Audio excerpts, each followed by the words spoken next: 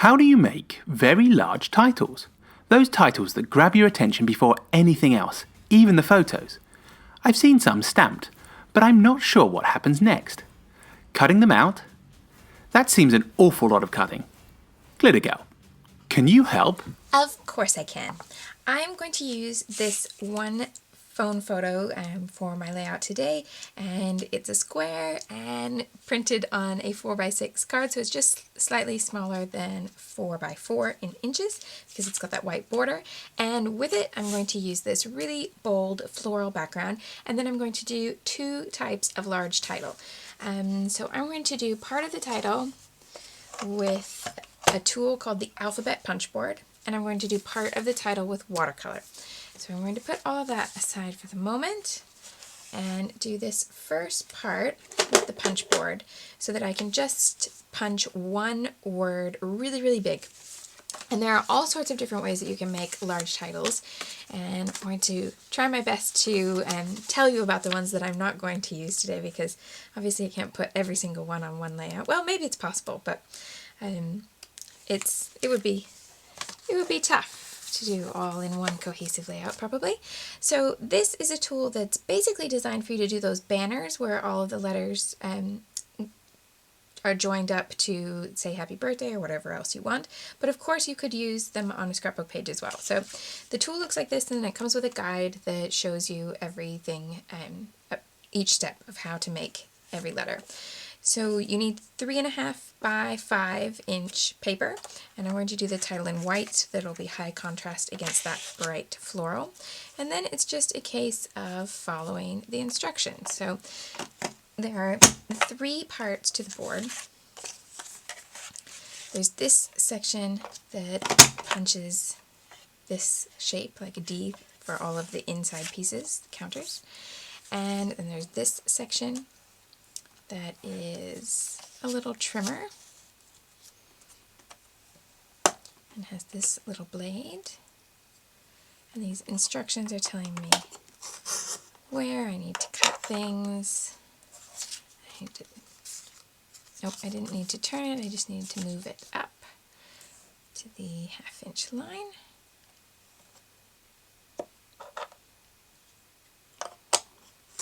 Cut it there.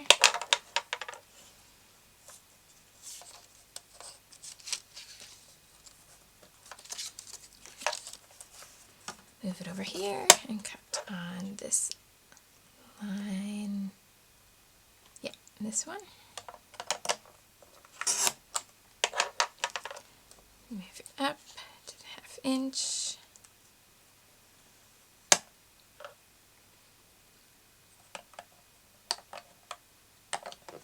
Cut there. And then this is the third part of the board, which allows you to either punch this indent, which would be like the inside of the uppercase B, where it goes in from the 2 curves, or this rounded piece. So in this case, I want to punch the corners to make my G round. Now obviously you can see that it takes me a little concentration to follow the instructions, but not a huge amount because I am still talking to you. I'm just talking to you a little bit slower than normal because I don't want to mess up. But obviously once you get used to each letter, so if you want to do names or anything like that you're going to punch often, then you'll get the hang of it and be a bit quicker. Okay, so there's my G. And I'm just going to follow the steps to do the rest of my letters so that I have a giant word that says girls. So that's the alphabet punch board, and those letters are 5 inches tall. And there are all sorts of ways that you can make them into banners really easily, including a little punch, but I'm not going to worry about that today because we're just looking at how to make a big title on a layout. Now, the second part of my title is going to be made with watercolor and watercolor paper. So for that, I'm just going to clear away all of this and have a nice thick sheet of watercolor paper that I can work on without it warping or anything, because I'm going to be cutting it with scissors once I've done the watercolor letters. For watercolor lettering, you need paper, you need paint, and you need a brush. I'm using this watercolor that comes in a tube, which I've had for years and years and years, and it lasts forever. But you can use any palette, including a child's Crayola type palette. Watercolor will still work, and they're all just like brands of pens. All different watercolors are, they're going to come out with different strengths of color and things, but watercolor is watercolor. So use what you have to get started, and if you decide it's something that you want to use a lot, then you can try out different things and see what you like. Likewise with the paintbrushes, you can use a normal brush and have a cup of water, or you can use a water brush where the water is actually inside. And you can do other things, like you don't have to put just plain water in here. You could put mist in here. You can make up your watercolor and put it in there, and then you don't have to keep dipping to get your color. All sorts of different things you can try, and there are many, many resources that you can find to help with this. So I'm just going to write my letters, focusing on pushing the brush down when I go down the page, and then lifting it up when I'm higher on the page, when I'm going up. So this is the downstroke, and this is the upstroke. You want the downstroke to be really wide for this type of look, and then you come up with a lighter stroke, and then little things, you use just the tip, like this little flourish on the O, so that I get this part to be really thin. And then I start my next letter, pushing down on that downstroke.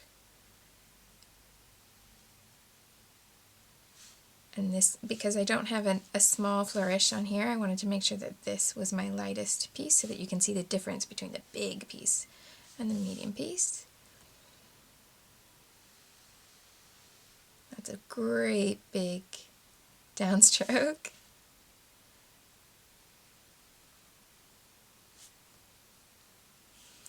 And now you can see, because I didn't go back and pick up more paint, this is much darker than what I've ended up with over here. But the water is now already on the page, so I can easily add more pigment by just really gently tapping that color into the water that's there, rather than making new strokes.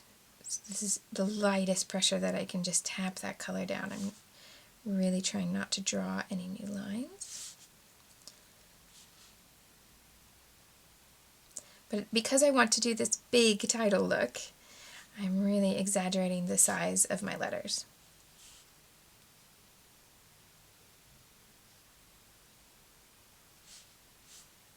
As far as cutting out the letters, there's just a few hints. One is to make sure you wait until it's completely dry so that you don't accidentally put your finger on something like this, which you may be able to tell is still a little bit wet, and smear the paint and get really upset.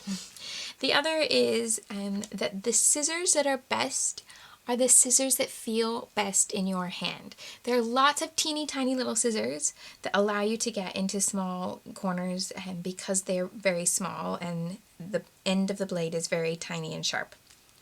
And that, in theory, is great unless they feel awkward in your hand, and then you're going to make really choppy cuts.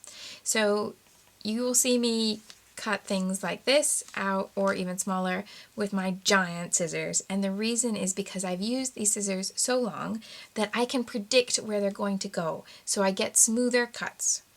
Now, whatever scissors you have that feel right in your hand and you know what they're going to do, that's the one that will give you the best cut.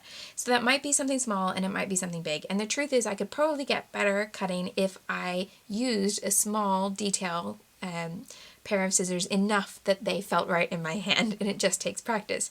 But I know these, and I haven't spent time doing some, getting to know another pair of scissors. Now, the last tip I can give you is that it helps to cut it into a smaller piece so that you can hold it easily. But then it also helps to move the paper more than you move the scissors. So I'm looking at this edge and seeing, I'm going to have a little white halo. I'm cutting outside my painting line. And then my trick is that I need to try to make that halo as similar a distance all the way around. It's never going to be perfect, but I want to aim for that size all the way around. And when I come to the curve, instead of moving my scissors, I move the paper. And then I can just slide the scissors along and continue to move the paper.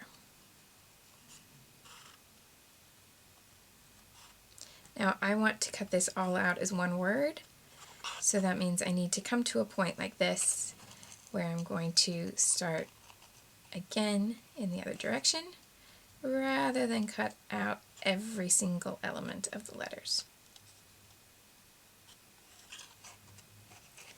Take your time and don't worry if it all goes a bit wrong and you have to go back and try a smaller halo or cutting right on the edge, or if it really is something that you want to be able to do and yet even with practice it's not working for you. There is a machine called the Brother Scan and Cut, and I do not have one, so I can't show you a demonstration here, but there are plenty of videos on YouTube that will show you this, and I know that May Flom does a lot with hers. And the Scan and Cut lets you cut, it lets you scan, it's right there in the name, it lets you scan in the image and then cut it out. So I believe that with something like this, I could have my watercolored one-off, one-of-a-kind lettering that's not a font and nothing else, that I can recreate exactly the same, and I can scan it in, and then I can tell it how much halo I want, and I can cut it out. So that is the machine answer. And I know to some people this will feel very strange, but I find this hand cutting quite therapeutic. I will tell you the truth, I don't normally narrate it, and that is making it a little bit more nerve-wracking. But so far, I've not cut off an extra piece of a letter, and I've not cut off my fingers, so this means we're winning here. That is success. Now you'll see that I do tend to leave certain parts of the letters I haven't gone right to the edge. So I've left this little tail here, and I've left this little tail here, because it just makes it a little bit easier to control if I do all those big pieces first. And then I can come back and do the small pieces like that.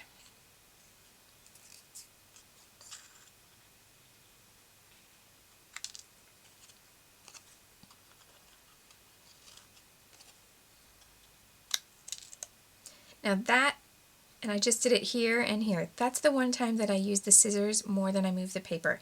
It's when I'm coming down into a definite corner, like I want to get this to the right place and I don't want to accidentally cut through that piece.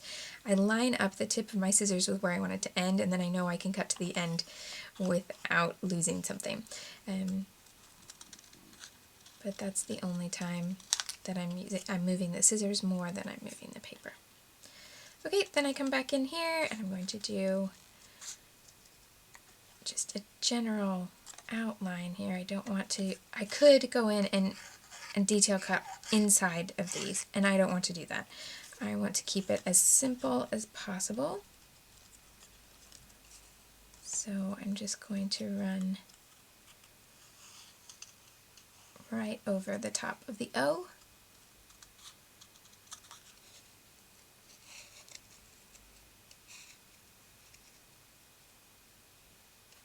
And then I need to tidy up this edge here, but otherwise it's done. Now, if you have imperfections, there are certainly ways that you can camouflage them. You can use a nail file or a bit of fine sandpaper around any rough pieces that you want to smooth out, or if you're really unhappy with it, you can sand it all so that you get a more distressed look, which will cover any uneven spots. You can also ink the edges, which will usually will even it out a little bit, as long as you don't have any big gaps where the ink is going to really stick into it and and draw attention to a mistake. If it's just that your lines are a little bit wobbly, like some of the halo is bigger than some others, then the ink is a great way to camouflage that. But if you perhaps, you cut something in the wrong way and then you've tried to, like if I'd cut this off and then I stuck it back together, if I ink, then I'm going to end up with too much ink there and it's going to draw attention to it. I hope that makes sense.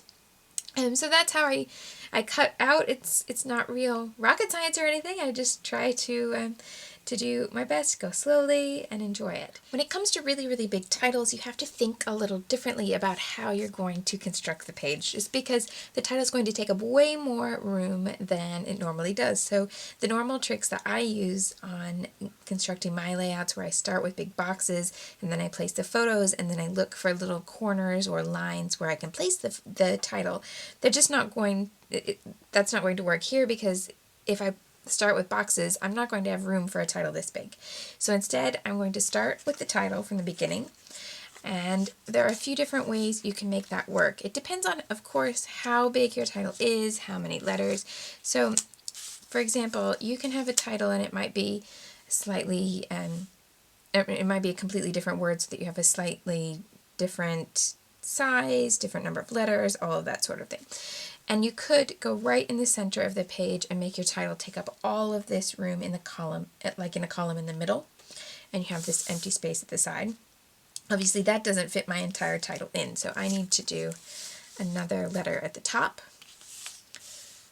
And then I could do something like this, but because I have an odd number, then I'm going to end up with this empty space. But actually, that's okay, because I need to put my photo here somewhere. So this is going to work really well. I think that's the basic construction that I will go with. But other ideas, you could run a title right across the middle on the horizontal. And I quite like this idea of how it actually goes off the edge a little bit, if it were a title that fit this way. And then you have the vertical to play with. So I could have my title way up at the top, all the way side to side, or I could put it right down at the bottom, and then whatever space I have left open gives me the space for my photo. This is a way, if your title would fit in one big row like that, that's a way that you could use the big title but still have multiple photos, because you have more space to work with. So there's nothing wrong with having one horizontal row of title and one horizontal row of photos. That might mean 2 landscape 4x6 side by side. It might mean 3 4x4 squares. It might be 4 3x4 verticals. And you can have more photos the smaller you print them, obviously. So different ways that you can build the title there.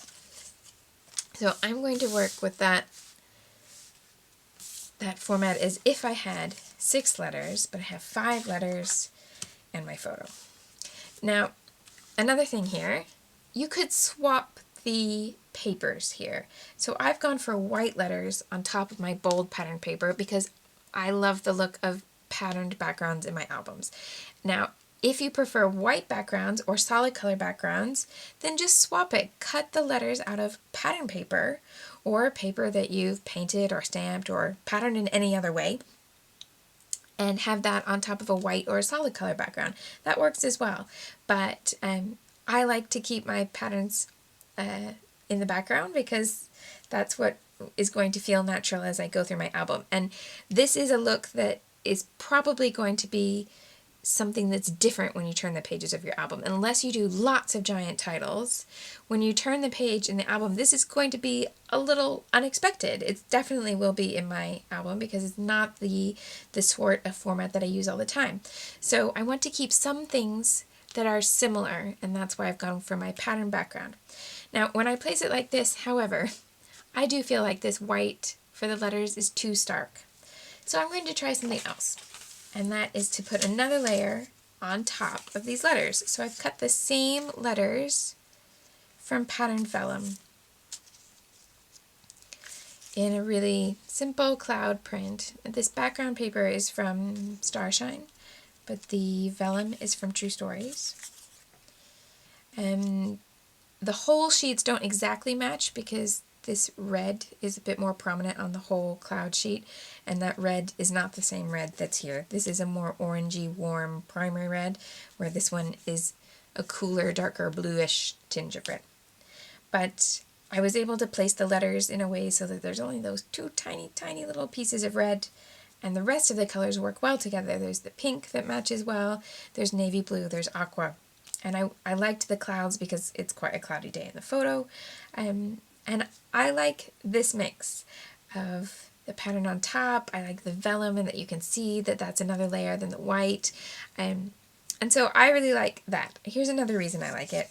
My watercolor paper, that it's a different white than that plain white cardstock. And they're going to be right next to each other. So I'm going to go with this. I like the idea that because I don't have a lot of room for embellishment, this gives me the option of using a tiny bit of embellishment on every single letter to find a way to hold the vellum to the cardstock letter underneath. Whether that be with a staple or with some stitches or with a brad or whatever it is, I like that I could just have one tiny little bit of embellishment on each one because I'm not going to be able to use my normal tactic of 3 big embellishment clusters because I just simply don't have room for it. So I'm getting there. The other thing I decided is that although I really, really like the look and the size of how this word out came out, how the out came out. I'm happy with how the out came out. There you go. I'm going to use some really plain small letter stickers to have the with the. So I'll have out is a big format and girls is even bigger, and then I have this. Now, while I'm sticking this all down, let's talk a little bit about other options because there are definitely more options to do giant titles. So I've done these big letters with the alphabet punch board. That's one option. And I've done the watercolor. That's another option. If you have any sort of die cutter, be it electronic or manual, you can do letters that are die cut, of course. You can buy a set of large alphabet dies in steel and you can use your manual cutter to cut those, or you can with an electronic cutter like the Silhouette or the Scan and Cut or anything like that, you can pick whatever font you want to use and print it at, or cut it at the size that you want to cut it.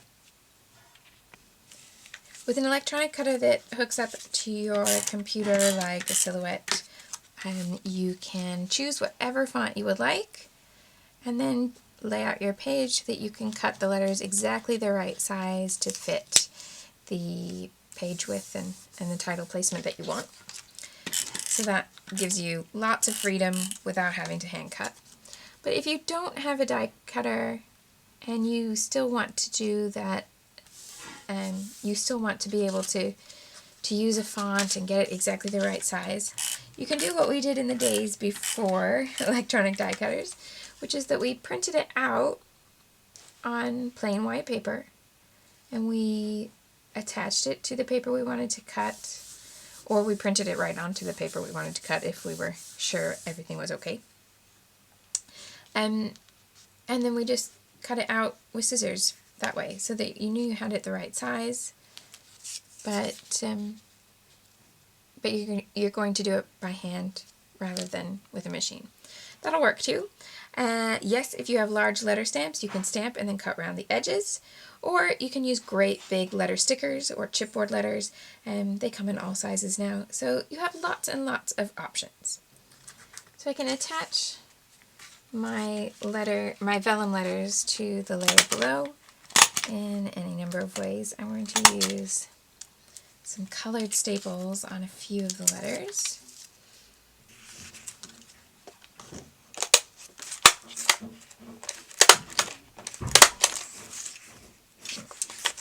Those are way too far apart, so I'm just going to add more so there's less space in between them. And then start up here at the top. I'm going to put the watercolor paper on with pop dots, so it has a little bit more differentiation from the flat letter stickers that I'm going to add underneath that with the little words in between.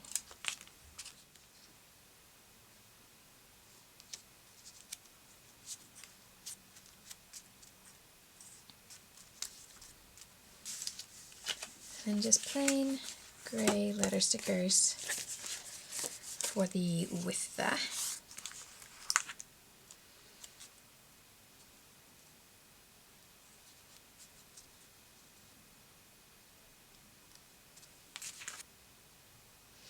Just wondering, so my options are with the all the way across there, all in one the same letter stickers, with the underneath here in the same letter stickers, or with, and then another kind of lettering underneath.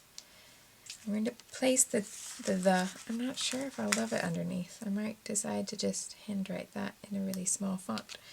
Not font, but in a really small size. Let's see.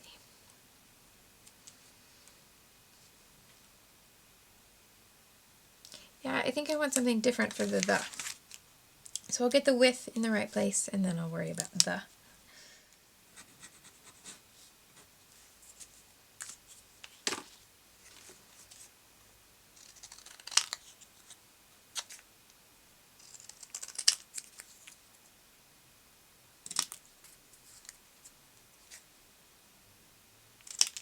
Okay.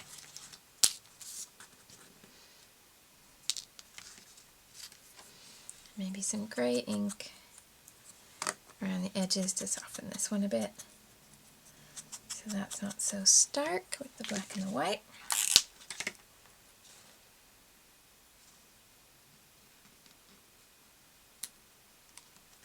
Okay,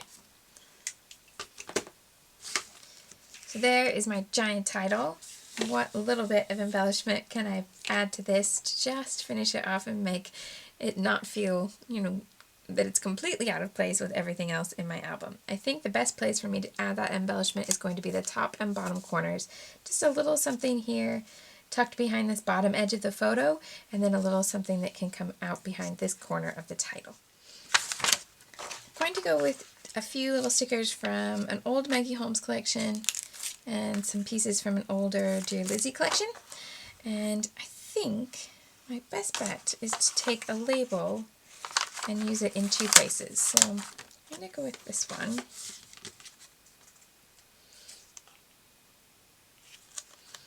I'm just looking. Instead of cutting it side to side, I'm going to cut it on the diagonal so that I'll be able to tuck it under both corners.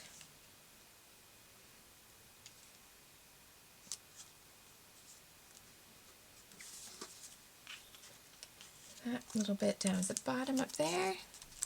And this is going to be slightly too much. So bring this up here. Oh, and of course I've put pop dots on that. Oh, that's not too bad.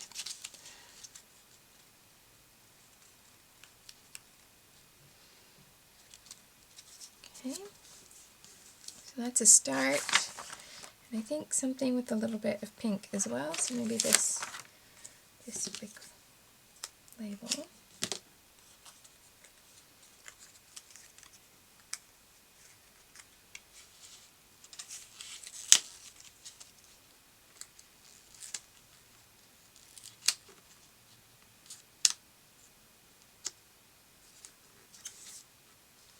It's not nearly as visible as I expected, but let's see what happens.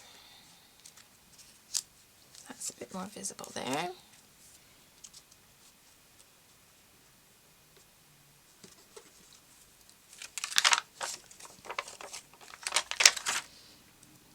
There's one of these.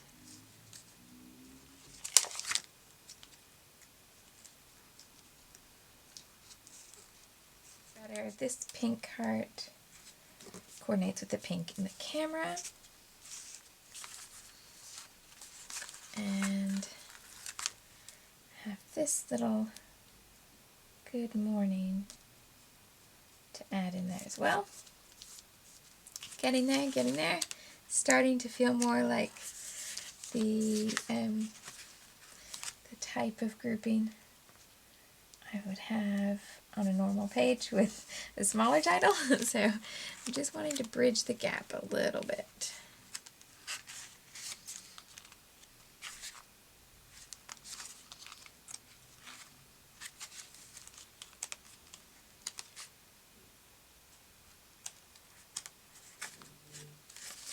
I have the big pink heart there. So I'm going to bring this small pink heart up here.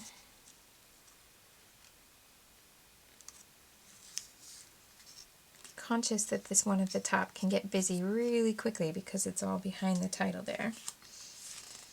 So we don't want to do too much, but I want to do something. Okay, then I have 2 yellow flowers that I think I can make coordinate. So I'll put the busier one down here. All the silver. I think I'm going to tuck it underneath this heart if I can manage it. Yep.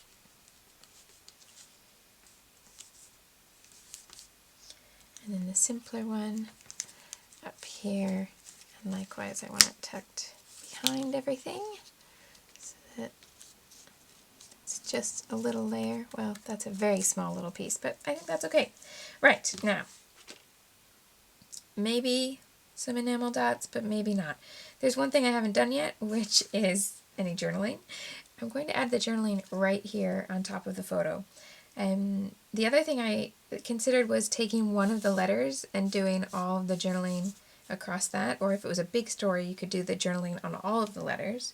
Of course, if you flip it and have your solid or white background, you can write around the letters or around the outside. But I think everything I want to say will fit in this little gap here, so why make it any more complicated than that if that'll work?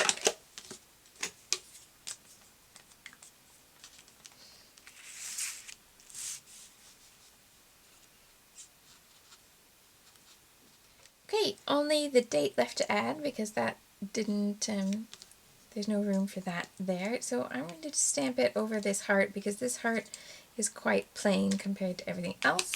Since I'm stamping on that glossy sticker stock, I'm going to use some StazOn ink on my date stamp.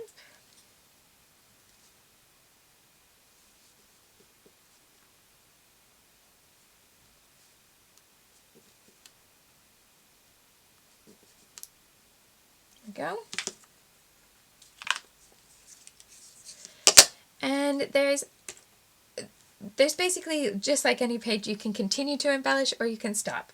And originally I thought I might go back to every single letter and add a little bit more embellishment with stitches or brads or something, but actually as I look at it, the title is so big, and then I have all of this stuff here with the embellishment, the photo, and the journaling all together, that I think this is where it's right for me to stop on this particular page. But if it would feel right in your album, you could go back to these corners and add enamel dots. You could add stitches and brads and everything like that to the letters. And of course, you have as many options as you would like. But there are lots of different ways you can cut those big titles. I hope that that is helpful. If you make a page with a great big title, we would love for you to share it. You can share it here. You can share it on our Facebook group, Scrapbook Like a Superhero. And if you have a question for Glitter Girl, you can ask that on the Facebook group or in the comments here on YouTube or on Shimelle.com. We're not fussy. We'll take the questions wherever you would prefer to leave them. Thanks so much for watching and happy scrapping.